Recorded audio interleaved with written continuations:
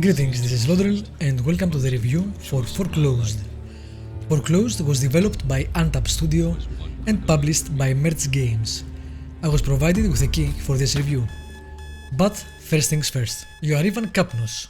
You wake up one fine morning to be notified that you are out of a job, your identity has been foreclosed and you can't use the city's blockchain. You also can't leave the city and you have mental blocks from moving to specific areas. You can play with keyboard and mouse or with the controller. The aiming on the controller is a bit wonky, but nothing that will prevent you from finishing the game. There is no ultra widescreen support. You can only get the control options in game. Graphics and audio options you can't, so if you want to lower the volume on the music, you need to go out on the main menu to do it. Foreclosed is set in a cyberpunk universe. The whole aesthetic is visually striking, and you feel like playing through an actual comic book. Foreclosed blends really well the cutscenes and gameplay sections, so you always feel like you inhabit the world. The presentation in general is by far the best part of the game. Sleek and beautiful, it really sells the setting. A better tutorial would have been nice, since the game is pretty confusing on where you need to go and how at the beginning.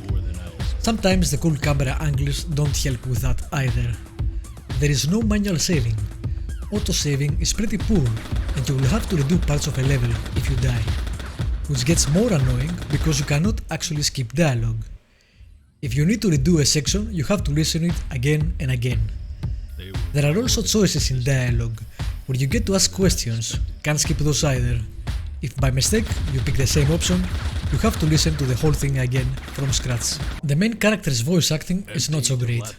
The writing is pretty noir, but the delivery falls pretty short of that. The rest of the voice acting is decent, but the difference is jarring. There is a basic storyline, but it is just that, basic and shallow. You never get a feel for the character, so I was indifferent about the minimal storytelling. Gameplay wise, you will go through levels. Some levels require you to hack some things, but most of them require you to basically kill everyone you see. There are some hidden objects on each level. When you find them, you gain experience points. Once after dying on a level, I got a cutscene for one, but when I got there I didn't get the prompt and couldn't interact with it, so no experience points. The game also falters on the shooting sections. It seems to want to be an action game, but the imprecise shooting and the galleries of never-ending enemies make it a bad one. The AI is not so great either.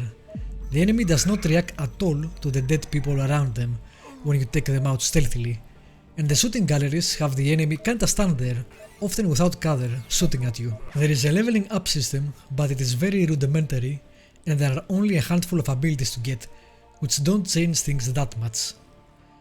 A bug that I found is that the game resets your abilities every time you died, so every time you actually need to go into the abilities menu and reset them.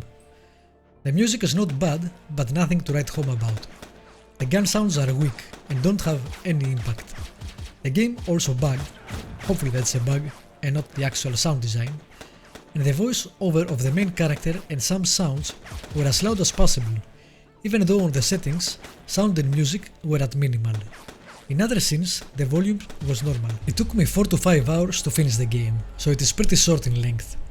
All in all, the amazing presentation is not enough to give this game a go.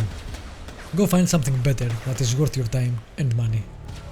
Thank you for watching this review.